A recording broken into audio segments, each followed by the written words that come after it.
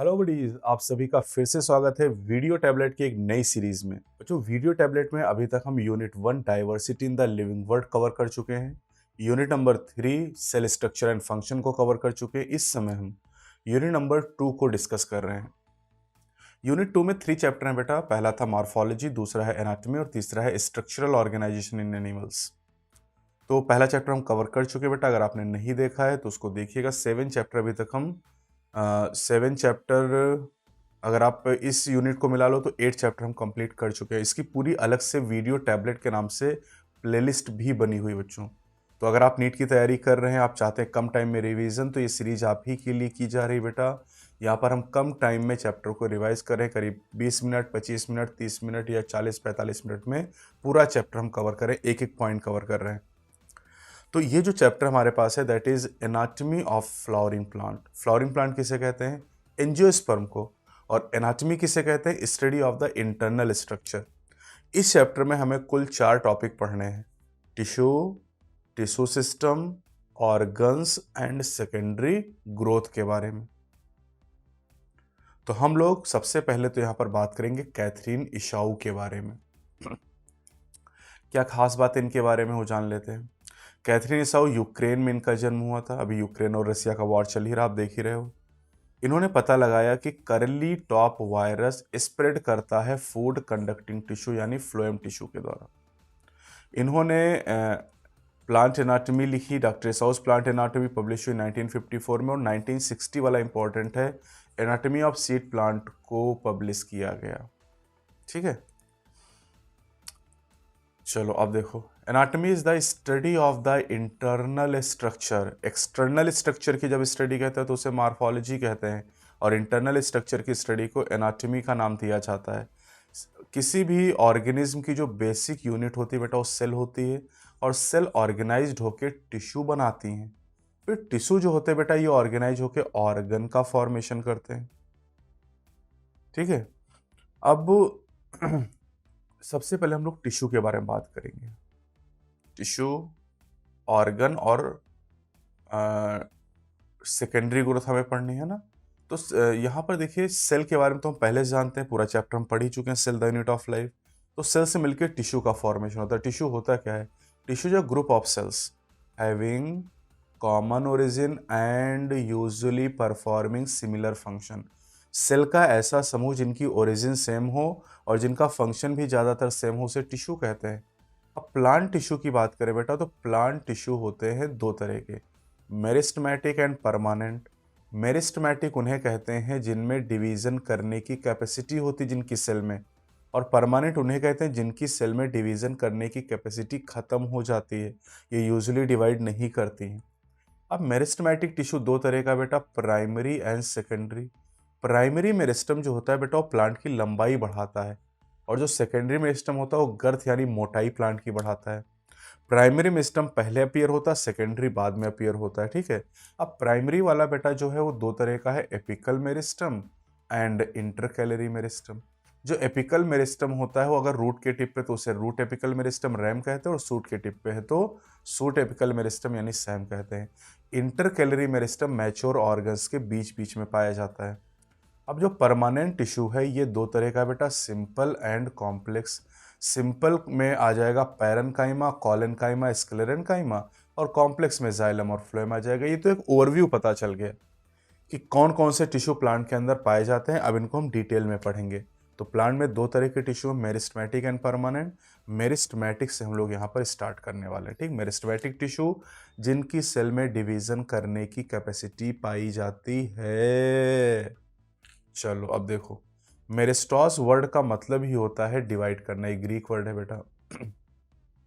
Plant में जो cell division होता है वो सीमित होता है मेरिस्टम में।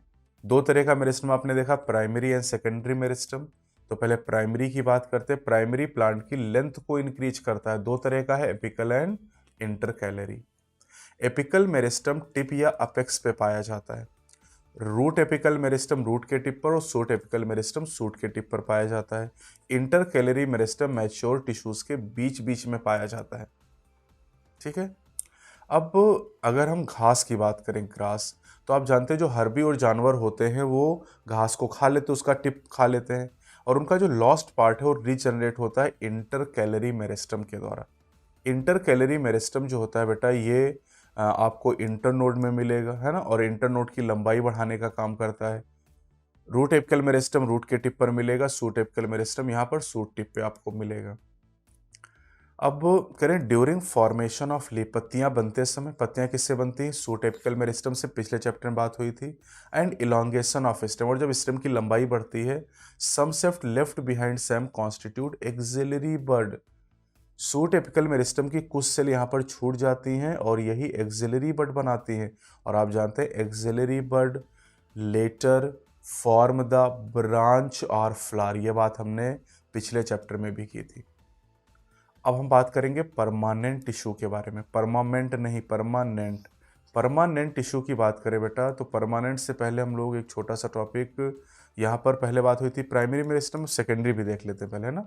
सेकेंडरी मेरिस्टम, सेकेंडरी मेरिस्टम को सिलेंड्रिकल या लैटरल मेरिस्टम भी कहते हैं। ये मैच्योर रीजन में पाए जाते हैं, रूट और सूट में, और ऊडी एक्सिस प्रोड्यूस करते हैं। फैसिकुलर वैस्कुलर कैम्बियम, इंटरफैसिकुलर कैम्बियम और कॉर कैम्बियम सेकेंडरी मेरिस्टम के एग्जाम्पल है, इंपॉर्टेंट है ये, ठीक है। और ये जो मेरिस्टम है, ये प्लांट की गर्थ इंक्रीज करता है, यानी सेकेंडरी ग्रोथ कराता है। सेकेंडरी ग्रोथ का पूरा टॉपिक इस चैप्टर में आपको दिया गया है, ठीक है। अब परमानेंट टिश्यू की बेटा बात करें तो परमानेंट टिश्यू की सेल को मैच्योर सेल या परमानेंट सेल कहते हैं, जिनमें डिवीजन करने की कैपेसिटी नहीं होती है। परमानेंट टिश्यू दो तरह का है, सिंपल एंड कॉम्प्लेक्स। सिंपल में सारी सेल एक जैसी होती है और कॉम्प्लेक्स परमानेंट टिश्यू में एक से ज़्यादा तरह की सेल पाई जाती हैं। सिंपल टिश्यू तीन तरह का है, पैरेन्काइमा, कॉलेन्काइमा, स्क्लेरेन्काइमा, जिसमें पैरेन्काइमा और कॉलेन्काइमा लिविंग होते हैं और स्क्लेरेन्काइमा डेड होती हैं। अब पैरेन्काइमा से शुरू करते हैं। पैरेन्काइमा बेटा प्लांट के हर ऑर्गन में, root, stem, leaf, flower, fruit, seed, हर एक जगह पाया जाएगा। ये सबसे अबंडेंट टिश्यू है। इसकी जो वॉल होती है बेटा आइसोडायमेट्रिक होती है, मतलब इनकी सेल वॉल की मोटाई सेम होती है हर जगह। इनकी सेल वॉल थिन होती है और सेलुलोज की बनी होती है। इंटरसेलुलर स्पेस हो भी सकते हैं, नहीं भी हो सकते हैं, ठीक है। अब पैरेन्काइमा के फंक्शन की बात करें तो एस याद करोगे, storage, synthesis and secretion. Storage करती हैं, फोटोसिंथेसिस करती हैं और सिक्रीशन करने का काम करती हैं, है ना। कॉलेन्काइमा की बात करें बेटा तो कॉलेन्काइमा एपिडर्मिस के नीचे पाया जाता है, यानी हाइपोडर्मिस में डाइकॉट स्टेम के अंदर। ये होमोजीनियस लेयर के फॉर्म में होता है, ये टुकड़ों के फॉर्म में, पैचेस के फॉर्म में भी पाया जा सकता है। सबसे खास बात इनकी क्या है, इनमें थिकेंड कॉर्नर पाए जाते हैं। इनके कॉर्नर थिक हो जाते हैं due to deposition of cellulose, hemicellulose and pectin के डिपोजिशन की वजह से। यहाँ पर इंटरसेलुलर स्पेस नहीं पाए जाते हैं, इंटरसेलुलर स्पेस नहीं होते इन सेल के अंदर। क्लोरोप्लास्ट भी हो सकते हैं और क्लोरोप्लास्ट होंगे तो आप जानते हैं फोटोसिंथेसिस करेंगी। कॉलेन्काइमा के फंक्शन की बात करें बेटा तो ये मैकेनिकल सपोर्ट देने का काम करते हैं। मैकेनिकल सपोर्ट देते हैं किसको? यंग स्टेम को और पिटियोल ऑफ लीफ को। इंपॉर्टेंट है, कॉलेन्काइमा लिविंग मैकेनिकल टिश्यू है, अकेला। ये अकेला ऐसा लिविंग मैकेनिकल टिश्यू है जो प्लांट को सपोर्ट देने का काम करता है। सपोर्ट देने वाले और भी टिश्यू हैं, लेकिन ये लिविंग मैकेनिकल टिश्यू है। स्क्लेरेन्काइमा की बात करते हैं तो स्क्लेरेन्काइमा जो होता है बेटा, स्क्लेरेन्काइमा ये थिक वॉल सेल होती है इसके अंदर, स्क्लेरेन्काइमा के अंदर, ठीक है। इनकी वॉल लिग्निफाइड होती है और आज जान लो कि अगर कहीं भी लिग्निफिकेशन आ गया तो सेल की डेथ हो जाएगी, तो सेल डेड होता है, ठीक है।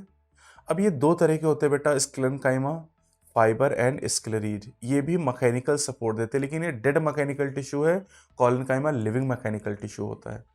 फाइबर की बात करें बेटा तो फाइबर जो होते हैं इनमें थिक लिग्निफाइड वॉल पाई जाती है, इनमें ल्यूमेन पाया जाता है, पिट पाए जाते हैं और ये पॉइंटेड यानी नुकीले होते हैं, जैसा कि आपको इस फिगर में दिखाई भी दे रहा है। स्क्लेरीड की बात करें बेटा तो राउंड होते हैं, ओवल या सिलेंड्रिकल होते हैं, नैरो ल्यूमेन पाया जाता है, लिग्निफाइड वॉल पाई जाती है। स्क्लेरीड कहाँ पाए जाते हैं? बहुत इंपॉर्टेंट है, fruit wall of nuts, seed coat of legume, legume मतलब फैबेसी फैमिली के member, leaves of tea and pulp of pear like guava, pear and sapota.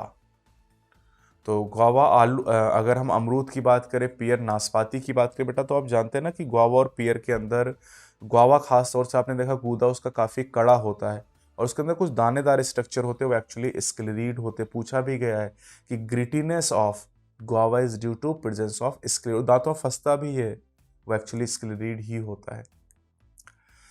तो ये तो हो गया भैया सिंपल परमानेंट टिश्यू। अब कॉम्प्लेक्स परमानेंट टिश्यू की बात करते हैं।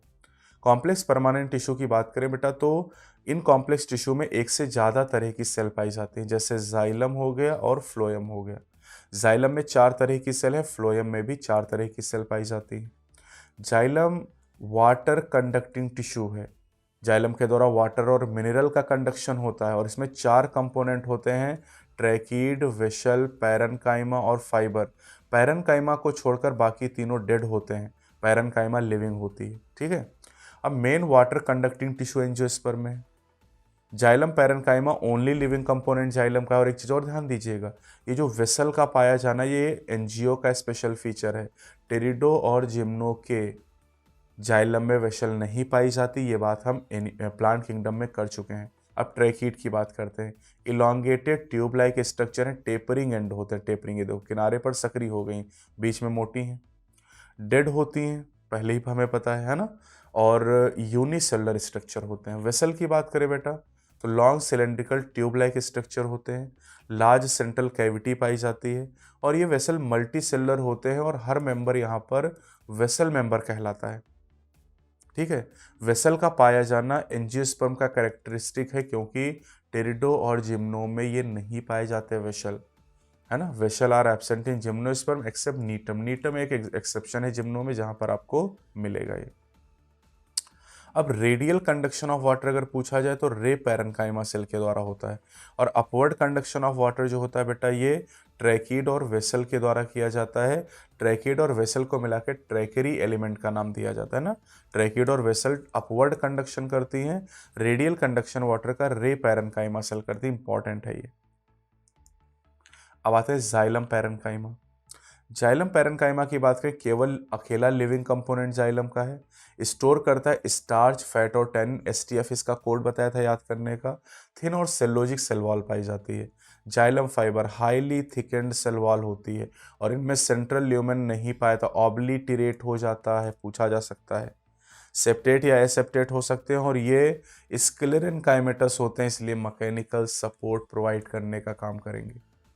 अलग अलग काम पता चले। ट्रैकीड और वेसल का काम conduction of water and mineral, parenchyma का काम स्टोरेज और फाइबर का काम मैकेनिकल सपोर्ट। जाइलम के चारों कंपोनेंट और उनके काम आपको पता चल गए।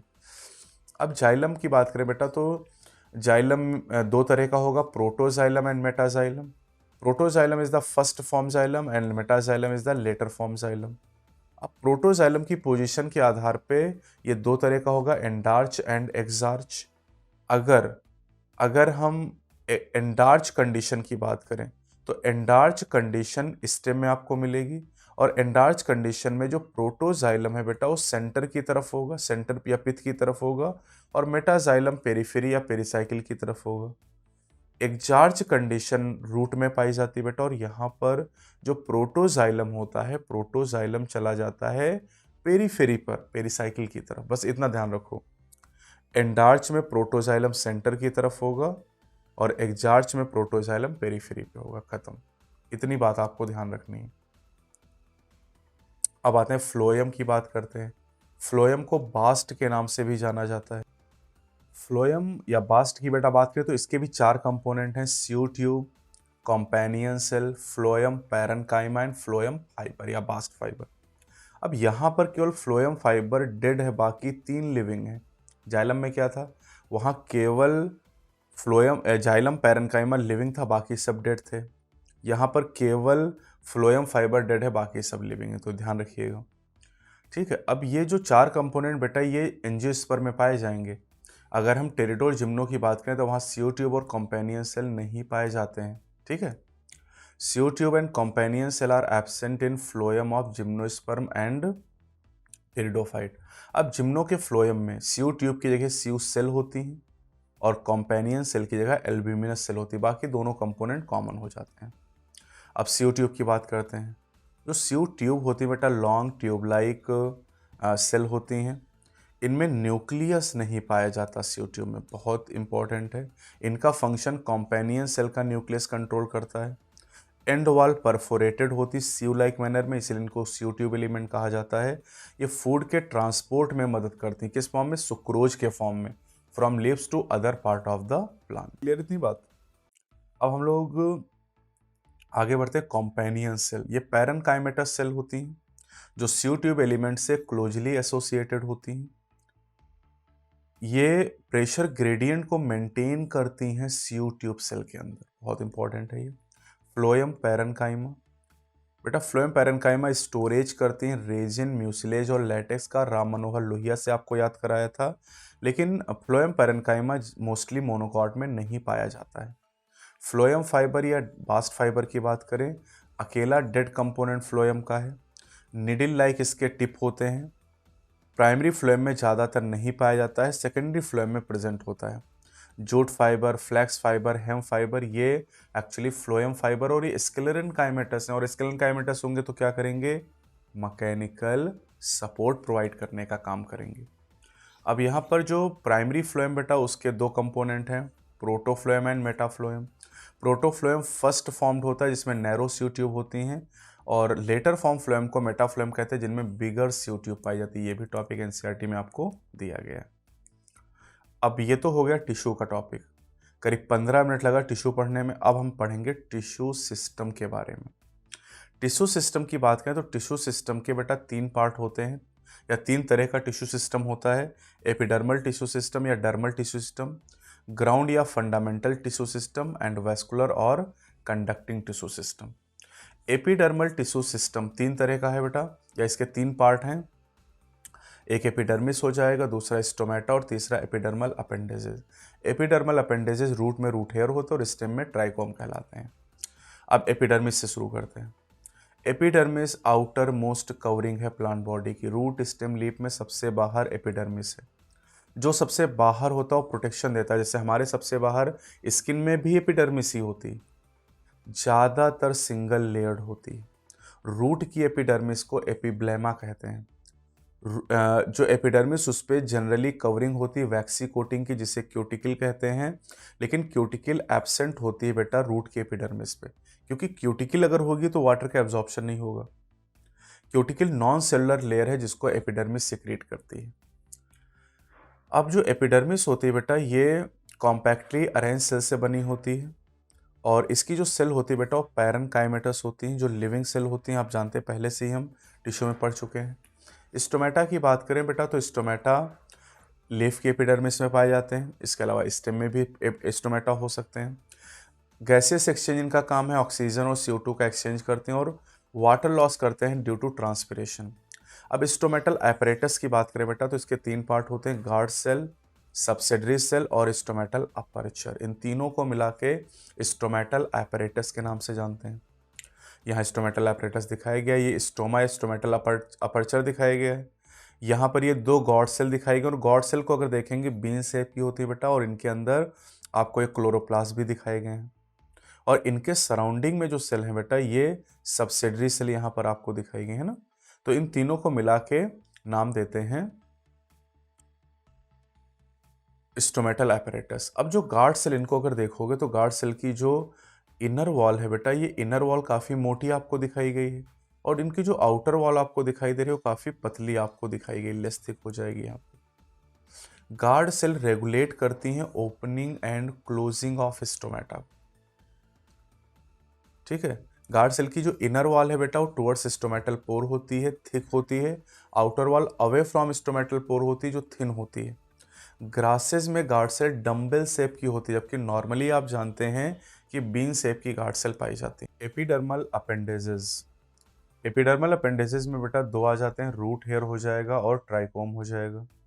रूट हेयर हमेशा यूनिसेलुलर होते हैं, और जो ट्राइकोम है ये मोस्टली मल्टीसेलुलर होते हैं, यूनिसेलुलर भी हो सकते हैं।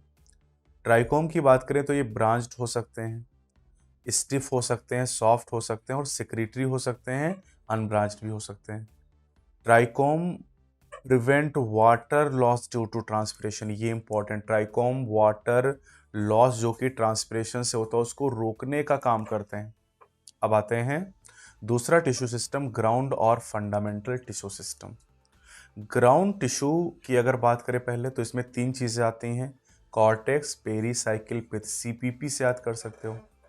कॉर्टेक्स, पेरीसाइकिल, पिथ को मिला के ग्राउंड टिश्यू कहते हैं, या ऐसे भी कह सकते हैं कि एपिडर्मिस और वैस्कुलर टिश्यू को छोड़कर बाकी जो कुछ है वो ग्राउंड टिश्यू हो जाएगा। अब ग्राउंड टिश्यू बना होता है पैरेन्काइमा, कोलेनकाइमा, स्क्लेरेन्काइमा यानी सिंपल टिश्यू से, और सिंपल टिश्यू अभी हम पढ़ ही चुके हैं। Ground tissue of leaf is named mesophyll. Leaf के ग्राउंड टिश्यू को मीजोफिल कहते हैं, और mesophyll actually chloroplast containing cell होती है, और ये मीजोफिल राउंड एंड ओवल होती हैं। मीजोफिल सेल के अंदर काफ़ी ज़्यादा मात्रा में क्लोरोप्लास्ट पाए जाते हैं। अब आते हैं कंडक्टिंग या vascular tissue system.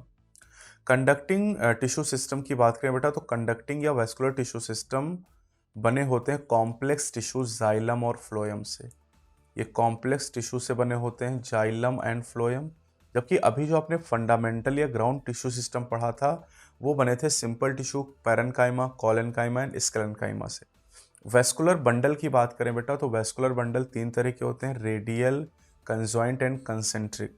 Concentric NCERT में दिए नहीं गए हैं। रेडियल वैस्कुलर बंडल की बात करें बेटा तो यहाँ पर जो जाइलम और फ्लोएम है, जाइलम और फ्लोएम जो होते हैं बेटा ये अलग अलग रेडियस पर पाए जाते हैं, डिफरेंट रेडियाई पर पाए जाते हैं। ये देखो, xylem and phloem are present in different radius in alternate manner. और ये कहाँ मिलेंगे? Root, R for radial, R for root, R for radius. ठीक है। अब कंजॉइंट वैस्कुलर बंडल की बात करें, अगर जाइलम और फ्लोएम एक ही रेडियस पर लोकेटेड होते तो उसे कंजॉइंट कहते हैं। आप देखो, एक ही रेडियस पर अंदर की तरफ जाइलम और बाहर की तरफ फ्लोएम है ना, एक ही रेडियस पर जब दोनों लोकेटेड होते हैं तो इन्हें कहते हैं कंजॉइंट वैस्कुलर बंडल। अब कंजॉइंट वैस्कुलर बंडल कोलेट्रल और बाई कोलेट्रल 2 तरह के होते हैं, लेकिन बाई कोलेट्रल आपको दिए नहीं गए हैं। कोलेट्रल का मतलब क्या होता है? जब जाइलम अंदर हो और फ्लोएम बाहर, और यही आपको दिखाया गया है। जाइलम अंदर की तरफ और फ्लोएम बाहर की तरफ हो जाएगा। अंदर मतलब पिथ की तरफ, फ्लोएम बाहर मतलब पेरिसाइकिल की तरफ। अब कोलेट्रल वैस्कुलर बंडल ओपन भी हो सकते हैं और क्लोज भी हो सकते हैं। सर ओपन क्लोज का क्या मतलब है? ओपन वैस्कुलर बंडल का मतलब है कि जाइलम और फ्लोएम के बीच में कैम्बियम पाई जाती है जो सेकेंडरी ग्रोथ कराती है, जैसे डाइकॉट स्टेम में आपको मिलेगा। ठीक है। और अगर जाइलम और फ्लोएम के बीच कैम्बियम एब्सेंट है तो इन्हें कहेंगे क्लोज्ड वैस्कुलर बंडल, और close vascular bundle monocot stem में पाए जाते हैं। कैम्बियम ना होने से मोनोकॉट स्टेम में सेकेंडरी ग्रोथ नहीं होती। रूट दोनों की रेडियल टाइप के वैस्कुलर बंडल रखती है। अब आते हैं एनाटॉमी ऑफ ऑर्गन। अभी हमने क्या पढ़ा? Tissue system. अब ऑर्गन की एनाटॉमी पढ़ेंगे, और ऑर्गन कौन कौन से? रूट, स्टेम, लीफ, इन तीनों ऑर्गन की एनाटॉमी पढ़ेंगे। रूट में dicot root, monocot root, stem में dicot stem, monocot stem, leaf में डाइकॉट लीफ, मोनोकॉट लीफ। यानी 6 टॉपिक पढ़ने हैं। कंपेयर करके पढ़िएगा। अच्छी तरीके से समझने के लिए, बेटर अंडरस्टैंडिंग के लिए हम ट्रांसफर सेक्शन का यूज़ करते हैं, मैच्योर जोन का। जैसे यहाँ पर आप देख सकते हैं स्ट्रक्चर, यहाँ पर हम लोग पढ़ना शुरू कर रहे हैं। पहले डाइकॉट रूट हम लोग जानेंगे। ठीक है, डाइकॉट रूट। तो डाइकॉट रूट की बात करें बेटा तो सबसे बाहर एपिडर्मिस होगी, जिसको एपिब्लेमा भी कहते हैं, और आप पहले जानते हैं क्यूटिकल नहीं होती हैं। अगर बाहर से अंदर की तरफ चले तो फिर कॉर्टेक्स मिलेगा, उसके बाद पेरीसाइकिल मिलेगा, उसके बाद हमें वैस्कुलर बंडल मिलेंगे, और फिर हमें पिथ मिल जाएगी। ये 5 लेयर हो गई। अब कॉर्टेक्स की बात करें बेटा तो कॉर्टेक्स मल्टी लेयर्ड होती है और पैरेन्काइमेटस होती है। इंटरसेलुलर स्पेसेस यहाँ पर पाए जाते हैं। कॉर्टेक्स की जो सबसे अंदर की लेयर होती है उसे एंडोडर्मिस कहते हैं, और एंडोडर्मिस की जो सेल होती है बेटा, ये एंडोडर्मिस इनरमोस्ट लेयर होती है बेटा, और एंडोडर्मिस के ऊपर सुबेरिन का डिपोजिशन हो जाता है। ठीक है, सुबेरिन का डिपोजिशन हो जाता है, जिसकी वजह से ये वाटर के लिए इम्परमेबल हो जाती हैं। ठीक, अच्छा, और सुबेरिन का जो डिपोजिशन होता है वो कैस्पेरियन स्ट्रिप के फॉर्म में होता है। एंडोडर्मिस की सेल बैरल शेप की होती, बंदूक की नली की तरह, और इनमें इंटरसेलुलर स्पेस नहीं पाए जाते। कहाँ? एंडोडर्मिस में, एंडोडर्मिस की सेल में। जबकि एंडोडर्मिस कॉर्टेक्स का पार्ट है, कॉर्टेक्स में इंटरसेलुलर स्पेस होते हैं, लेकिन कॉर्टेक्स की सबसे अंदर की लेयर में इंटरसेलुलर स्पेस नहीं होते हैं। अब पेरीसाइकिल की बात करें बेटा तो पेरीसाइकिल से लेटरल रूट का इनिशिएशन होता है। लेटरल रूट याद आया? मॉर्फोलॉजी में बताया था कल कि जो लेटरल रूट होते हैं बेटा, सेकेंडरी और टर्सरी रूट को कहते हैं वेस्कुलर कैम्बियम और कॉर कैम्बियम। तो vascular cambium, cork cambium, lateral root, इनका फॉर्मेशन सेकेंडरी ग्रोथ के समय पेरीसाइकिल कराता, बहुत बहुत इंपॉर्टेंट है। ठीक है, पेरीसाइकिल की बात करें तो थिक वॉल्ड पैरेनकाइमेटस सेल होती हैं। वेस्कुलर बंडल की बात करें बेटा तो आप जानते हैं कि रूट की बात कर रहे हैं तो रेडियल वेस्कुलर बंडल होंगे, और रूट पढ़ रहे हैं तो प्रोटोजाइलम एक्सचार्ज पाया जाएगा। वेस्कुलर बंडल का नंबर 2 से 4 होता है, 2 से 4 वेस्कुलर बंडल होते हैं। पिथ की बात करें तो पिथ स्मॉल एंड इनकॉन्स्पिकुअस होता है, रामदास बताया था। मोनोकॉट रूट और डाइकॉट स्टेम में लार्ज और वेल डेवलप पिथ पाई जाती है बेटा। ठीक है, तो pith large and well develop, monocot root, dicot stem, और स्मॉल एंड इनकॉन्स्पिकुअस बाकी जो बचे दो लोग dicot root and monocot stem में हो जाएगा। अब करें जो सेल पैरेनकाइमेटस सेल जो पाई जाती हैं जाइलम और फ्लोएम के बीच में, रेडियल वेस्कुलर बंडल के बीच में, उसे कंजक्टिव टिश्यू कहते हैं। डाइकॉट रूट में ध्यान दो इसको, ये वेस्कुलर बंडल और यहाँ पर वेस्कुलर बंडल के बीच में जो पैरेनकाइमेटस सेल पाई जाती है इन्हें कंजक्टिव टिश्यू के नाम से जानते हैं। ये कंजक्टिव टिश्यू हो जाएगा। क्लियर। अब चलते हैं हम लोग यहाँ पर monocot root, monocot root, dicot root हमने पढ़ लिया है, कंपेयर करके हमेशा पढ़िएगा बेटा। Anatomy of monocot root is similar to dicot root in many respect. कई तरीके से दोनों में सिमिलैरिटी है, जैसे मोनोकॉट रूट में भी एपिडर्मिस होती है, कॉर्टेक्स है, एंडोडर्मिस है, पेरीसाइकिल है, वेस्कुलर बंडल है, पिथ है, वो सारी चीजें हैं। लेकिन अंतर क्या है, वेस्कुलर बंडल का नंबर ज़्यादा है। डाइकॉट रूट में 2 से 4 थे, यहाँ पर 6 हैं, more than 6, polyarch condition. Pith large और वेल डेवलप है, वहाँ पर स्मॉल और इनकॉन्स्पिकुअस थी। मोनोकॉट रूट में सेकेंडरी ग्रोथ नहीं होती, जबकि डाइकॉट रूट में सेकेंडरी ग्रोथ होती। वहाँ पर pericycle vascular cambium, cork cambium को बनाती है जो सेकेंडरी ग्रोथ कराते हैं। अब anatomy of dicot stem, dicot stem में भी वही 5 layer, epidermis, cortex, pericycle, vascular bundle और पिथ। ठीक है, अब यहाँ पर स्टेम की एपिडर्मिस बेटा तो क्यूटिकल प्रेजेंट होगा और ट्राइकोम पाए जा सकते हैं। कॉर्टेक्स की बात करें तो कॉर्टेक्स में 3 सब जोन है, outer hypodermis, middle cortical layer होगी और सबसे अंदर एंडोडर्मिस हो जाएगी। ठीक, उसके बाद पेरीसाइकिल लेयर आ जाएगी यहाँ पर। तो कॉर्टेक्स में outer hypodermis, middle cortical layer और इनर एंडोडर्मिस हो जाएगी। हाइपोडर्मिस कॉलेनकाइमा की बनी हुई है, कॉलेनकाइमेटस। कॉलेनकाइमा में भी ये बात हमने की थी कि कॉलेनकाइमा हाइपोडर्मिस में पाया जाता है डाइकॉट में। मिडिल लेयर पैरेनकाइमेटस होती है, इंटरसेलुलर स्पेस पाए जाते हैं, और एंडोडर्मिस को स्टार्च सीथ कहते हैं, स्टार्च सीथ। डाइकॉट रूट में एंडोडर्मिस जो थी बेटा वहाँ कैस्पेरियन स्ट्रिप थी, और डाइकॉट स्टेम में स्टार्च सीथ है। Clear. Pericycle is present in the form of semi lunar patches of sclerenchyma. ये बहुत इंपॉर्टेंट, सेमी लूनर मतलब अर्ध चंद्राकार पैचेस के फॉर्म में स्क्लेरेनकाइमा पाया जाता है। ठीक है, वेस्कुलर। अच्छा, एक चीज़ और ध्यान दो यहाँ पर, अगर हम लोग बात करते हैं पेरीसाइकिल के बारे में, तो पेरीसाइकिल ये देखो, जो हमने डाइकॉट रूट पढ़ी थी वहाँ पर पैरेनकाइमा की बनी हुई पेरीसाइकिल थी, पैरेनकाइमा की बनी हुई। ठीक है, और जब डाइकॉट स्टेम की बात कर रहे हैं तो डाइकॉट स्टेम में जो पेरीसाइकिल है वो स्क्लेरेनकाइमा की बनी हुई। तो ये इंपॉर्टेंट पॉइंट है। वेस्कुलर बंडल रिंग के फॉर्म में अरेंज होते हैं, ये बहुत इंपॉर्टेंट फीचर है। Ring arrangement of vascular bundle is the characteristic of dicot. ये देख लो आप, फिगर में दिखाई दे रहा है ना, रिंग अरेंजमेंट आपको दिखाई गया वेस्कुलर बंडल का। वेस्कुलर बंडल कंजॉइंट, कोलेट्रल और ओपन होते हैं। ओपन सीसीओ कह सकते हो, है ना, सीसीओ, पीसीओ नहीं, सीसीओ। और प्रोटोजाइलम एंडार्च होगा बेटा, स्टेम पढ़ रहे हो आप, रूट में एग्जार्च कंडीशन होती है। अब ओपन वेस्कुलर बंडल मतलब सेकेंडरी ग्रोथ होगी।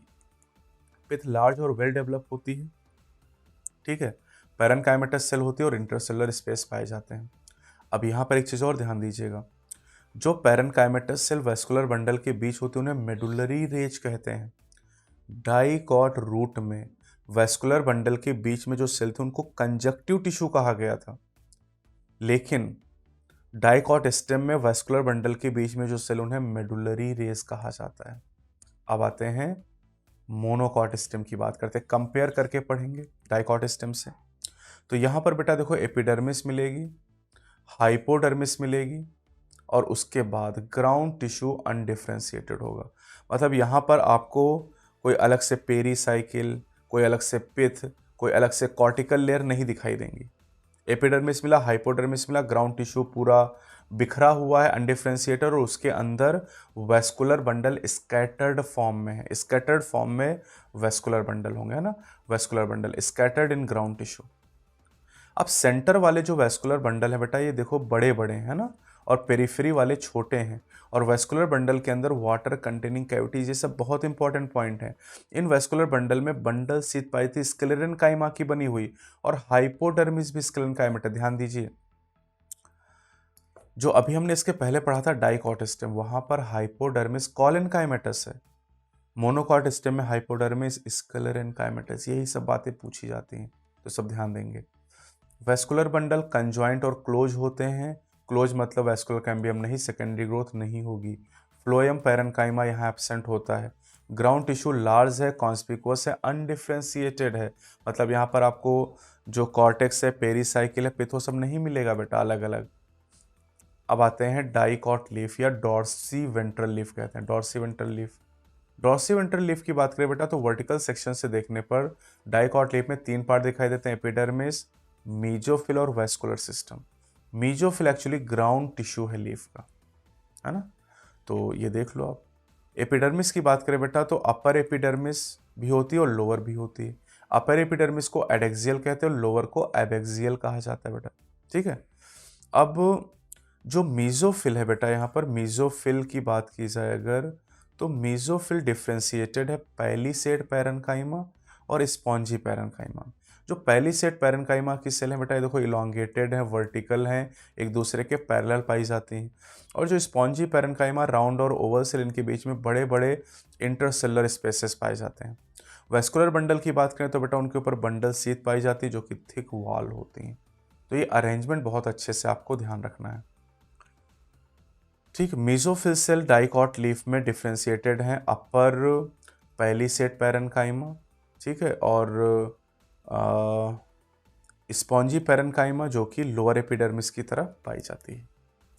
वैस्कुलर सिस्टम में वैस्कुलर बंडल पाए जाते हैं जो कि वेन और मिडरिब में दिखाई देते हैं, वेन और मिडरिब में। ये जो सेंटर में होती है इसे मिडरिब कहते हैं बेटा, है ना, ये मिडरिब हो गया। अब वैस्कुलर बंडल का साइज वेन की थिकनेस पर डिपेंड करता है, और चूंकि डाइकॉट लीफ में रेटिकुलेट वेनेशन होता है, रेटिकुलेट वेनेशन में वेन की थिकनेस अलग अलग होती है, इसलिए वैस्कुलर बंडल का साइज भी अलग अलग होगा। क्लियर है बात। अच्छा, एक चीज और ध्यान दीजिएगा, जो प्रोटोजाइलम होता है वो एडेक्सियल एपिडर्मिस की तरफ पाया जाता है। एडेक्सियल एपिडर्मिस, एडेक्सियल मतलब अपर एपिडर्मिस की तरफ पाया जाता है, और एबेक्सियल तो आप जानते हैं, एबेक्सियल मतलब लोअर एपिडर्मिस हो जाएगा। अब मोनोकॉट लीफ की बात करें, इसे आइसोबायलेटरल लीफ कहते हैं। अब यहाँ पर अगर आप देखें बेटा तो मीजोफिल जो है, मीजोफिल अनडिफ्रेंशिएटेड होती, mesophyll is not differentiated into पहली सेड एंड स्पॉन्जी पैरेन्काइमा। एक चीज़ और ध्यान रखिएगा, डाइकॉट लीफ की अगर बात करें बेटा तो डाइकॉट लीफ में लोअर एपिडर्मिस की तरफ, लोअर एपिडर्मिस की तरफ यानी एबेक्सियल की तरफ स्टोमेटा ज़्यादा होते हैं, अपर की तरफ कम होते हैं, और अपर पे स्टोमेटा एब्सेंट भी हो सकते हैं। जबकि मोनोकॉट लीफ की अगर बात करें तो मोनोकॉट लीफ में जो दोनों एपिडर्मिस पे इक्वल नंबर ऑफ स्टोमेटा पाए जाते हैं। ग्रासेस में बुल्ली फॉर्म सेल पाई जाती हैं एडेक्सियल यानी अपर एपिडर्मिस की तरफ, और ये मॉडिफाई हो जाती हैं लार्ज एम्प्टी और कलरलेस सेल में, लार्ज एम्प्टी और कलरलेस होती हैं। अब बुल्ली फॉर्म सेल अगर टर्जिड हो गए, इनके अंदर पानी आ गया, तो लीफ सरफेस को एक्सपोज कर देंगी, ओपन कर देंगी। और अगर ये फ्लैसिड हो गई, वाटर का लॉस इनसे हो गया, तो ये कर्ल हो जाएंगे और लीफ सरफेस को फोल्ड कर देंगी, और पत्ती की सरफेस मुड़ने की वजह से सरफेस एरिया कम होगा और वाटर का लॉस कम हो जाएगा। तो बुल्ली फॉर्म सेल का काम है लीफ की इन रोलिंग और आउट रोलिंग करना, और ये वाटर लॉस को बचाने का एक तरीका भी है प्लांट का। अब सबसे लास्ट टॉपिक है यहाँ पर, that is secondary growth. Primary growth बेटा लंबाई को बढ़ाता है और सेकेंडरी ग्रोथ प्लांट की मोटाई या थिकनेस को बढ़ाता है। सेकेंडरी ग्रोथ की बात करते हैं। Secondary growth increase in girth, मोटाई को बढ़ना, प्लांट की जो मोटाई बढ़ती है उसे कहते हैं सेकेंडरी ग्रोथ। अब सेकेंडरी ग्रोथ के लिए सेकेंडरी मेरिस्टम होते हैं बेटा, जिनको लेटरल मेरिस्टम भी कहते हैं। दो तरह के सेकेंडरी मेरिस्टम होते हैं, एक वेस्कुलर कैम्बियम और एक cork cambium. Vascular cambium stelar region के अंदर सेकेंडरी ग्रोथ कराता है और cork cambium extrastelar region में सेकेंडरी ग्रोथ कराता है। स्टील क्या होता है बेटा? स्टील की अगर हम बात करें तो स्टील रीजन जो होता है पेरीसाइकिल, पिथ और वेस्कुलर बंडल को मिला के स्टील कहते हैं। यानी कॉर्टेक्स के अंदर जितना पार्ट होता है उसे स्टील कहा जाता है। ठीक है, अब स्टील के अंदर जो स्टीलर ग्रोथ होती है बेटा वो वेस्कुलर कैम्बियम कराता है। तो पहले हम वेस्कुलर कैम्बियम की बात करेंगे। तो वेस्कुलर कैम्बियम, अच्छा एक चीज और जान लो कि सेकेंडरी ग्रोथ होती कहाँ है। सेकेंडरी ग्रोथ होती है डाइकॉट्स में एंड जिम्नो में। मोनोकॉट में सेकेंडरी ग्रोथ नहीं होती। डाइकॉट और जिम्नो में कहाँ? रूट में भी होगी बेटा और स्टेम में भी होगी। अभी जो सेकेंडरी ग्रोथ हम पढ़ने जा रहे हैं वेस्कुलर कैम्बियम से, ये स्टेम में पढ़ने जा रहे हैं, रूट में बाद में पढ़ेंगे। ठीक है, रूट बहुत शॉर्ट में दिया एनसीईआरटी में। ठीक है, अब कह रहे हैं वेस्कुलर कैम्बियम मेरिस्टेमेटिक टिश्यू है जो वेस्कुलर टिश्यू को बनाता है, सेकेंडरी जाइलम और सेकेंडरी फ्लोएम को बनाता है। ये जो वेस्कुलर कैम्बियम है बेटा ये पैचेस के फॉर्म में पाया जाता है प्राइमरी फ्लोएम और प्राइमरी जाइलम के बीच में, और बाद में कंप्लीट रिंग का फॉर्मेशन करता है। जब ये देखो यहाँ पर वेस्कुलर बंडल के अंदर प्राइमरी फ्लोएम और प्राइमरी जाइलम, इसके बीच में जो कैम्बियम, इसको कहते हैं इंट्राफेसिकुलर कैम्बियम। इंट्राफेसिकुलर कैम्बियम, ठीक है, इंट्राफेसिकुलर कैम्बियम।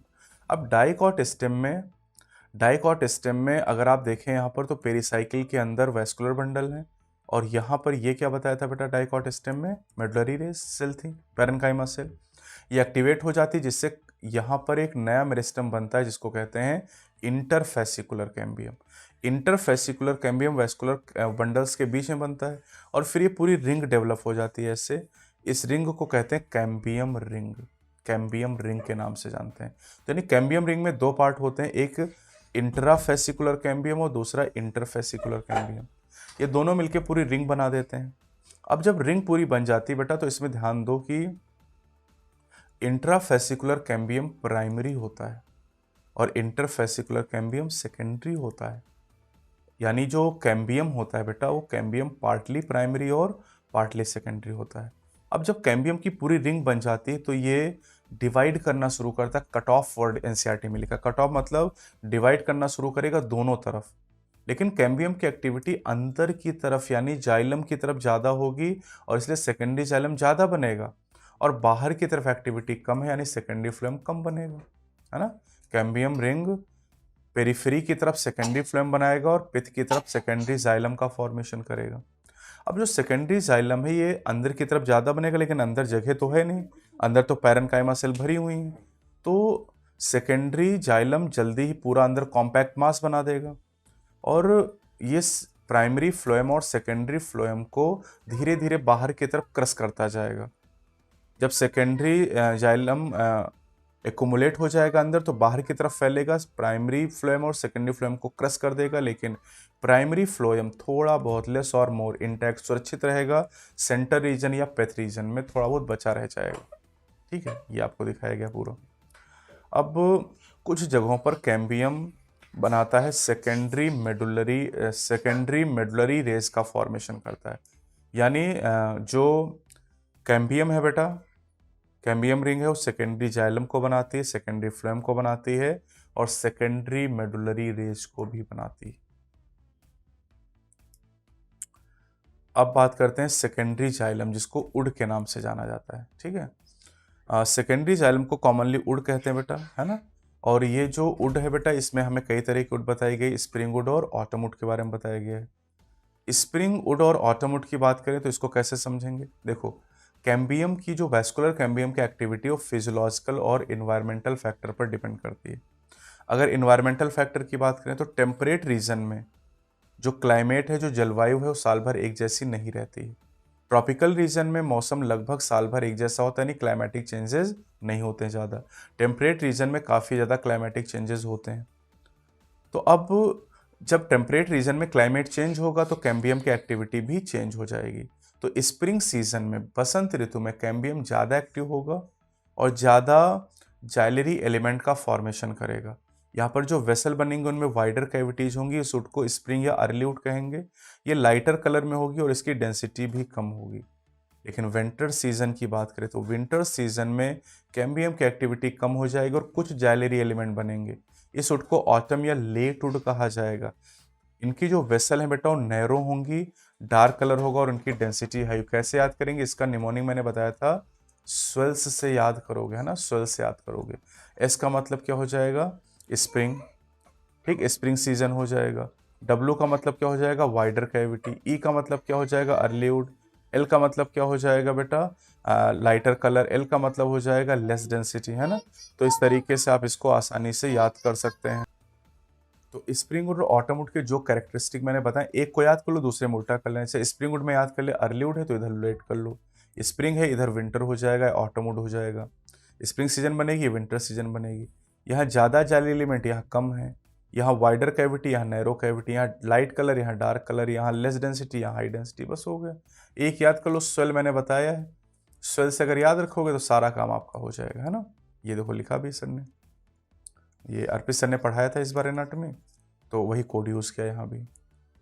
चलो अब बात करते हैं एनुअल रिंग या ग्रोथ रिंग के बारे में, ठीक है। एनुअल रिंग के द्वारा हम प्लांट की एज को एस्टिमेट कर सकते हैं, लेकिन कहाँ पर, केवल टेम्परेट रीजन में। जो स्प्रिंग वुड और ऑटम वुड होती है बेटा, ये अल्टरनेट रिंग के फॉर्म में पाई जाती हैं। मतलब एक एनुअल रिंग में एक लाइट रिंग और एक डार्क रिंग बनती है। लाइट रिंग स्प्रिंग वुड की और डार्क रिंग ऑटम वुड की बनेगी। तो एक एनुअल रिंग का मतलब प्लांट की उम्र कितनी हो जाएगी, 1 साल हो जाएगी। अब बात करते हैं हार्टवुड एंड सैपवुड के बारे में। जो सैपवुड होता है बेटा, ये पेरिफेरल पोर्शन होता है लाइटर कलर में, और जो हार्टवुड होता है बेटा सेंट्रल पोर्शन होता है। मतलब अगर हम ओल्ड डाइकॉट स्टेम की बात करें तो उसका पेरिफेरल रीजन सैपवुड होगा और सेंट्रल रीजन हार्टवुड होगा। हार्टवुड डार्क ब्राउन होता है क्योंकि यहाँ डिपोजिशन होता है ऑर्गेनिक कंपाउंड जैसे टैनिन, रेजिन, ऑयल, गम, इसेंशियल ऑयल, एरोमेटिक सब्सटेंसेस का। इन चीज़ों के डिपॉजिट होने की वजह से, जो हार्टवुड होती है बेटा, ये हार्ड होती है, ड्यूरेबल होती है और रेजिस्टेंट होती है attack of insect and micro organism, यानी दीमक उमक का अटैक इसके ऊपर नहीं होगा। ये कंडक्ट नहीं करेगा वाटर और मिनरल को, हार्टवुड।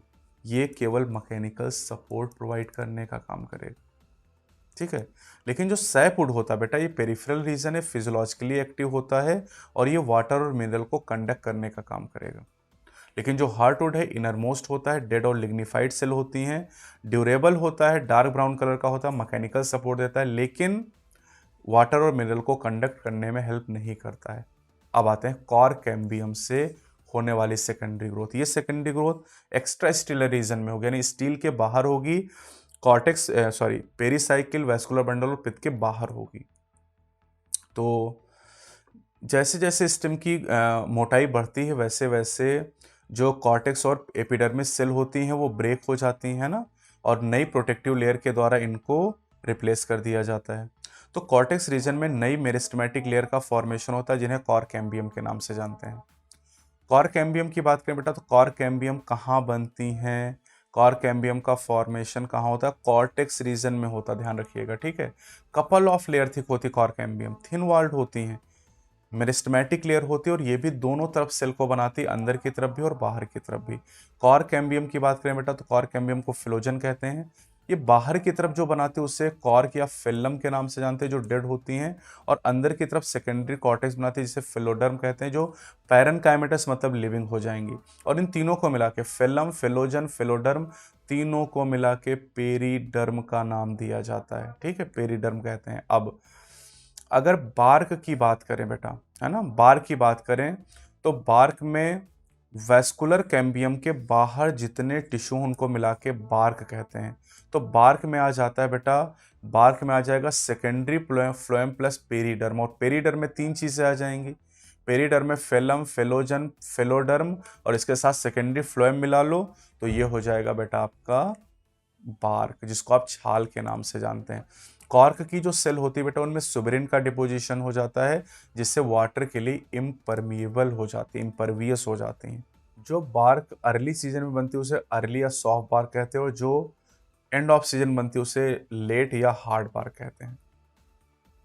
अब देखो लेंटिसल्स, ओल्ड वुडी ट्री जिनमें सेकेंडरी ग्रोथ हो चुकी है, बार्क बन चुकी है, उनमें जो फिलोजन है जिसको कॉर्क कैम्बियम कहते हैं, ये बाहर की तरफ कॉर्क की जगह पर कुछ पैरेन्काइमेटस सेल को बनाते हैं, और ये पैरेन्काइमेटस सेल एपिडर्मिस को तोड़ के लेंस शेप की ओपनिंग बनाते हैं, जिसे लेंटिसल्स कहा जाता है। और इन लेंटिसल का काम क्या है? लेंटिसल का काम है exchange of gases between internal tissue and environment. ये गैसेस एक्सचेंज में मदद करती हैं। और लेंटिसल जो होती है बेटा, इनसे एसोसिएटेड जो सेल होती है उन्हें कॉम्प्लीमेंट्री सेल कहते हैं, और ये कॉम्प्लीमेंट्री सेल एनसीईआरटी ने फिगर में दिखाई हैं, लैंग्वेज में कहीं भी लिख के नहीं दिया है। अब आते हैं secondary growth in dicot root. Dicot root की सेकेंडरी ग्रोथ की बात करें बेटा, तो यहाँ पर थोड़ा सा ध्यान ये देना है कि यहाँ पर जो कैम्बियम रिंग बनती है कंप्लीटली सेकेंडरी होती है, क्योंकि यहाँ पर पहले से रेडियल वेस्कुलर बंडल होते, कोई इंट्राफेसिकुलर कैम्बियम होता नहीं है। तो जितना भी यहाँ पर कैम्बियम बनता है पूरा सेकेंडरी ओरिजिन का होता है। कैसे बनता है? कैम्बियम रिंग बनती है, it originate from the tissue located just below the phloem, ठीक है, बिलो फ्लोएम, और पोर्शन ऑफ पेरीसाइकिल अपोजिट तो प्रोटोजाइलम बिकम मेरिस्टेमेटिक।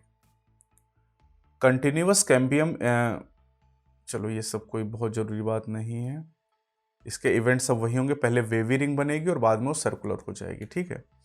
अब यहाँ लिखा है secondary growth occur in stem and root of dicot and gymnosperm. Secondary growth is not seen in the monocot. तो ये पूरा आपका टॉपिक कंप्लीट हो, ठीक है। तो चैनल पे नए तो क्या करना है, चैनल को सब्सक्राइब करना है, वीडियो को लाइक और शेयर करना है बेटा। और एनाटॉमी के बाद अगला जो हमारा कल का चैप्टर होगा that is the structural organisation in animal, जहाँ पर हम एनिमल टिश्यू और कॉकरोच के बारे में पढ़ेंगे। क्योंकि एनसीईआरटी में आपको दिया तो अर्थवर्म फ्रॉग भी दिया है, लेकिन आपके नीट के सिलेबस में वो नहीं है। तो हम लोग 2 टॉपिक कल कवर करने वाले हैं, ठीक है।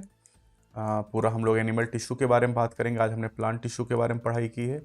और साथ ही साथ करीब यहाँ पर 45 से 50 मिनट का टाइम हमें लगा, आराम से हमने पढ़ा है। यही टॉपिक हम 20 मिनट में भी कर सकते थे, लेकिन बहुत तेज़ बोलना पड़ता, बहुत सारी चीज़ें स्लिप हो जाती, इसलिए बहुत आराम के साथ हम लोग चले हैं, ठीक है। तो ये इंपॉर्टेंट टॉपिक है बेटा। 3 से 4 सवाल यहाँ से पूछा है, तो हर टॉपिक से लगभग 1 सवाल आता है। टिश्यू से 1 सवाल आता है, टिश्यू सिस्टम से, ऑर्गन से और सेकेंडरी ग्रोथ से, सभी टॉपिक से 1-1 सवाल पूछा जाता है। तो जो जो चीज़ें मैंने हाईलाइट की हैं वो चीज़ें आप बहुत अच्छे से ध्यान रखिएगा, क्योंकि वहीं से सवाल पूछा जाता है। बहुत सारी चीज़ें मैंने छोड़ दी, जैसे नियरली रेक्टेंगुलर, ये सब ना तो याद हो पाएगा और ना ही यहाँ तक वो सवाल पूछेगा भी आपसे, ठीक है। तो जो जो चीज़ें मैं हाईलाइट करते हुए चल रहा हूँ बेटा, उन चीज़ों को अच्छे से पढ़िएगा, रिवाइज करिएगा। ये रिवीजन ही एक्चुअली चल रहा है, ठीक है। कोई डाउट हो कमेंट सेक्शन पूछिएगा। अगली वीडियो में हम आएंगे एक नए कॉन्सेप्ट के साथ में बेटा। ये जो वीडियो टैबलेट की सीरीज़ है बेटा, इस वीडियो टैबलेट की सीरीज़ में पूरी प्लेलिस्ट बनी हुई है। तो उस पूरी प्लेलिस्ट में ये चैप्टर नंबर 9 मैंने अपलोड किया है, ठीक है। 8 चैप्टर अपलोड हो चुके हैं, कल 10वां चैप्टर अपलोड कर देंगे। इससे आपकी पूरी यूनिट 3 यूनिट कंप्लीट हो जाएंगी। फिर हम स्टार्ट करेंगे plant physiology and human physiology, और फिर हम मूव करेंगे क्लास 12 में, ओके। तो आज के लिए इतना ही। अपना प्यार ऐसे ही बनाए रखें, अपने दोस्तों को चैनल के बारे में बताएं, अपने घर में भी जो लोग हैं सबको सब्सक्राइब कर दो यार, है ना। और अगली वीडियो में फिर से आएंगे नई एनर्जी के साथ। जय हिंद।